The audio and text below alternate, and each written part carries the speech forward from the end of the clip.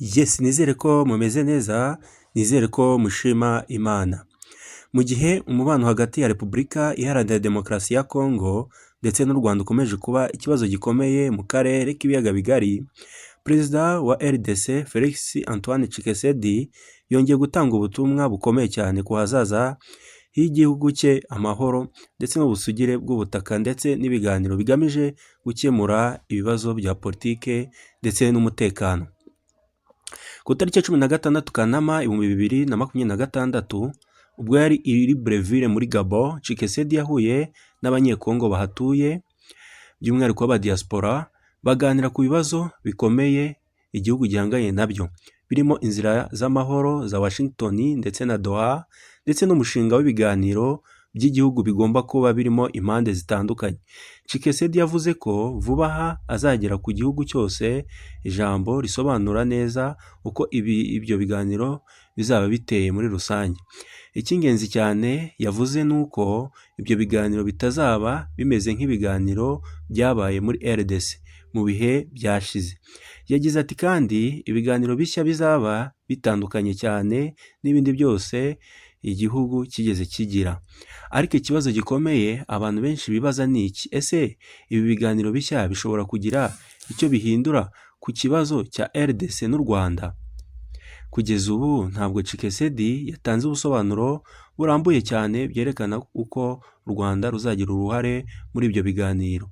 Icyakora kuba yaravuze ku mahoro arambye, ubusugire ndetse n'ubusugire bw'ubutaka bwa RDC ni mu gihe ikibazo cy'umutekano mu burasirazuba bw'iki gihugu gikomeje kuba agatereranzamba, bituma ubutumwa bwe bukomeza gukurikiranwa cyane.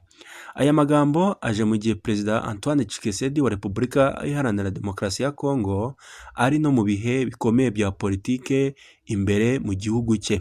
Coalisation Article 64 izwi nka C64 yari yahaye ubutegetsi igihe cyo kugira icyo bukora ku kibazo cyangwa se ku bibazo bya politiki ndetse n'ubuyobozi. Iyo tariki yageze ku itariki 15 Kanama ejo bundi hashize 2026.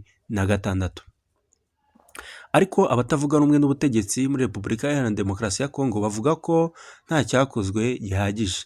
C64 yahise itangaza ko igiye kongera ibikorwa byayo mu kumobiriza abaturage, harimo n'imyigaragambyo y'amahoro iteganyije ku itariki ya 15 Nzeri 2026 kwezi gutaha.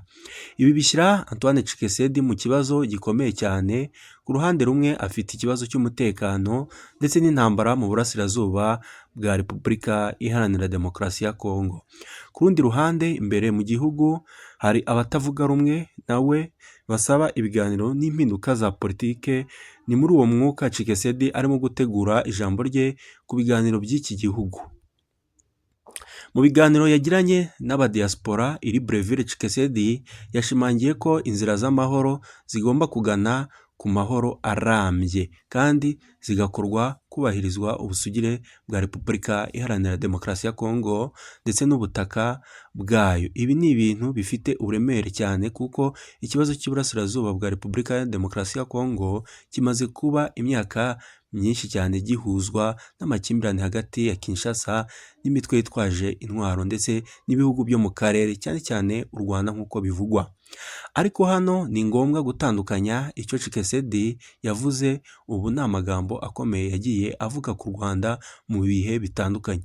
Mu bihe byashize Antoine Tshisekedi, Perezida wa Repubulika Iharanira Demokarasi ya Kongo, yagiye ashinja u Rwanda kugira uruhare mu kibazo cya M23 cyangwa se M23, mu gihe Kigali yakomeje kubihakana cyane no kuvuga ko ikibazo gikwiye gukemurwa binyuze mu biganiro n'ibikorwa bigamije gukuraho impamvu z'umutekano zivugwa ku mipaka. Bityo iyo tubonye ubutumwa bwa Tshisekedi bwo muri Kanama 2026 ntabwo bukwiye guhita busobanura nk'itegeko cyangwa se nk'igitero gishya ku Rwanda. Ibyo byo mujye mumenya gutandukanya ibintu n'izi nkuru zacu tuba tubagezaho, ahubwo ni ubutumwa bwibanda cyane ku mahoro, ubusugire bwa Repubulika ya Demokarasi ya Kongo ndetse n'ibiganiro by'iki gihugu.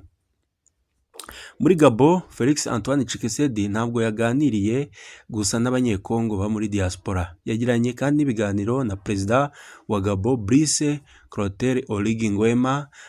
Abakuru b'ibihugu byombi bashyize umukono ku nyandiko 3 z'ubufatanye ziri mu buryo bwo gukomeza ibiganiro bya politike na diplomasi, koroshya ingendo hagati y'ibi bihugu byombi ndetse no guteza imbere ubufatanye bwagutse.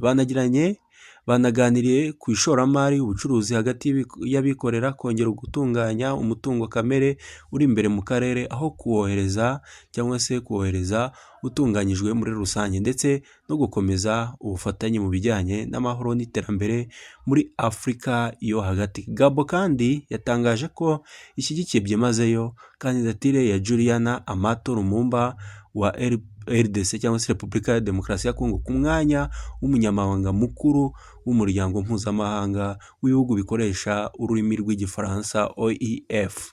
Ibi bigaragaza ko Tshisekedi yashakaga gukoresha uruzinduko rwe muri Gabon mu gushimangira umubano wa diplomasi, ubukungu ndetse n'umutekano. Ariko ku ruhande rw'ikibazo cy'umutekano ibi biracyakomeye cyane. M23 ikomeje kuba imwe mu ngingo ikomeye cyane mu biganiro by'amahoro hagati ya Repubulika ya Demokarasi ya Kongo ndetse n'abafatanyabikorwa bayo. Kinshasa ikomeza kuvuga ngo ku busugire bw'igihugu cyabo ndetse no gukemura ikibazo cy'imitwe yitwaje intwaro igaragara muri icyo gihugu, mu gihe ikibazo cy'uburasirazuba bwa Repubulika ya Demokarasi ya Kongo gikomeje kugira ingaruka ku mubano cyangwa se ku mubano w'akarere muri rusange. Ni nayo mpamvu amagambo ya Antoine Tshisekedi uvuga ko ibiganiro bishya bizaba bitandukanye n'ibindi byabaye imbere, ashobora kuba afite uburemere burenze ikibazo cya politike y'imbere mu gihugu gusa. Abasesenguzi benshi bazakomeza kwibaza niba ibyo biganiro bizahuriza hamwe amashyaka ya politike gusa cyangwa niba bizanagera ku kibazo cy'umutekano ndetse n'imibanire ya Repubulika ya Demokarasi ya Kongo ndetse n'ibihugu by'abaturanyi babo. Nyuma ya Gabon, urugendo rwa Antoine Tshisekedi rwari ruteganyijwe gukomereza mu gihugu cya Tanzania ku tariki 17 ndetse no ku tariki 18 ku butumire bwa Perezida Samia Suluhu Hassan. Ubwo ni uyu munsi ku tariki 17. Rero byaba byiza ukoze subscribe kugira ngo tujye dukomeza kubana mu makuru agiye atandukanye.